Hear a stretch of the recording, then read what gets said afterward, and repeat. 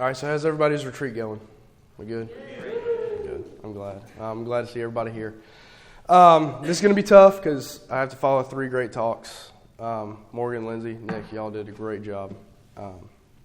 But I've written, this is my 3rd draft. So my first draft I wrote, and it was a speech. And I started thinking, and I was like, man, that doesn't work. So I wrote that last Friday night.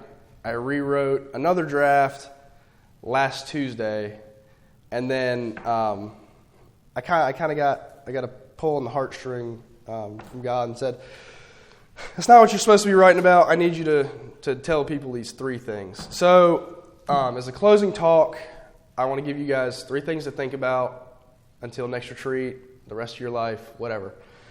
There's been 3 phrases that God has put in my life consistently for as long as I can remember. And it's be kind always, don't sweat the small things, and take care of one another.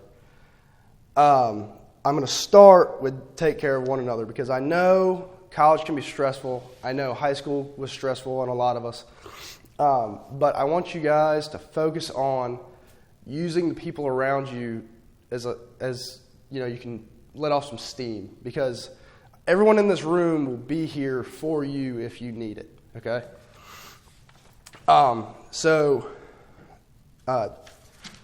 Taking care of one another. I have had multiple close encounters with suicide.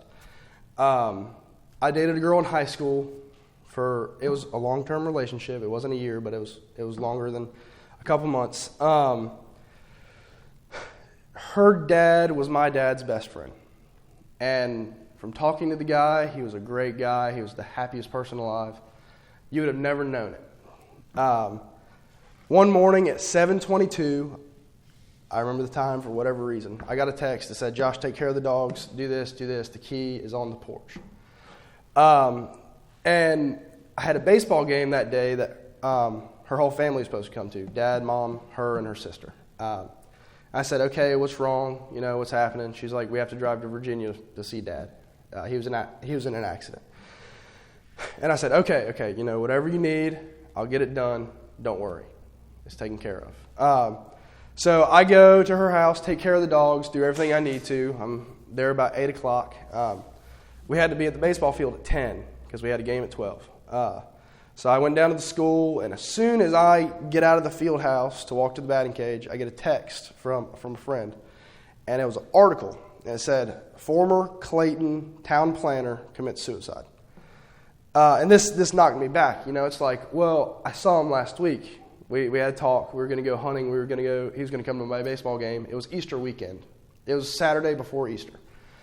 And I was like, tomorrow is supposed to be one of the best days of the year. We're all going to get together. Christ is risen. Tomorrow. And, it really took me back. And I started thinking, and just the whole fact of someone taking their own life is terrible. And had he talked to somebody when he needed to, I think it could have really helped him. And he wasn't one to talk about his feelings or anything. But guys especially, talk about your feelings, okay? Stuff can get heavy, I know. That's what everyone else here is for. Father Ian, confession, each other. We need to let off some steam. And that's the closest thing I've seen to taking care of one another. We need to make sure that other people are there for you, and you need to be there for other people. If someone texts you and says, "Hey man, I need to talk," or "Hey girl, I need to talk," like you answer, you say, "Hey, I might not have time right now, but later tonight or tomorrow, let's get coffee, lunch, something." Just be there for your brothers and sisters, okay? Number 2, don't sweat the small things. Back to stress, right? So everybody gets wound up about all this stuff, and it's terrible. Stress, you die faster if you're stressed, right? So let's not stress. So the other day, Micah and I were driving around Greenville, and this is where this one popped into my head. I was like, this is a point I need to talk about. Micah and I are driving around Greenville. We're going to Academy. We had to get some hammocks so we could sleep outside. Sounded great on paper. not great in practice, okay? So we're driving, and we're on Greenville Boulevard trying to get through a light, and a light turns green, and all of a sudden someone lays on a horn, and we look to our left, and this lady's flicking the person in front of her off, screaming, hollering, her face is red, she's spitting. And I was just like, I look at him and said, man, like, why do people sweat a couple minutes of their day, you know? If it takes a couple more minutes to get somewhere safely or not stress or just be a little bit happier every day, just take that time, you know? That's free time. It's not going to hurt if you're 1 minute late always, you know? Don't make a practice of it, but 1 minute isn't going to kill you, right? So that 1 minute could save you hours of stress throughout the day. So just focus on, if something starts stressing you, just take a step back and be like, okay, take a deep breath. Go talk to somebody if you need to, but take a deep breath and just be like, okay, this 1 minute is my time to relax. I'll worry about it in another minute or another 5 minutes. It'll get done. Just get it done. Be kind always. It's the closest point to my heart personally. My best friend, my grandfather, raised me as a Catholic. And he always said, he would look at me and say, be kind always, Joshua. And, you know, that hit hard because he died when I was in the 6th grade. I got a call. I got home from baseball practice. I got a call from my grandma's house, and I answered it. My dad was like, go answer it, you know, grandparents are calling. Miss Peggy Gellenbeck was on the phone, my grandparents' best friend.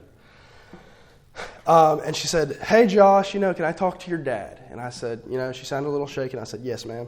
So I hand the phone to my dad, and I'm looking at him. I'm like, you know, what's up? My grandfather had been diagnosed 2 years earlier with stage 4 lung and lymphatic cancer.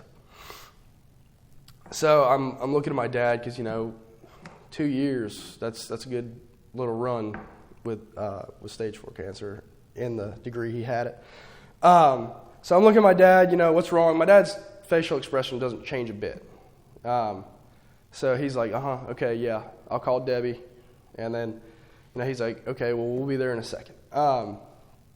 So he hangs up the phone and he looks at me and he says, Joshua, your grandfather's passed away. And that crushed me right there. That's the one man that shows you the things you need to be shown is taken away in a split second, you know. So we drive up to the house. My mom pulls in right behind us. They live 4 minutes away from us. You know, I want to go in, see my grandmother, you know, do what I have to do, but my dad's like, no, you're too young to stay here.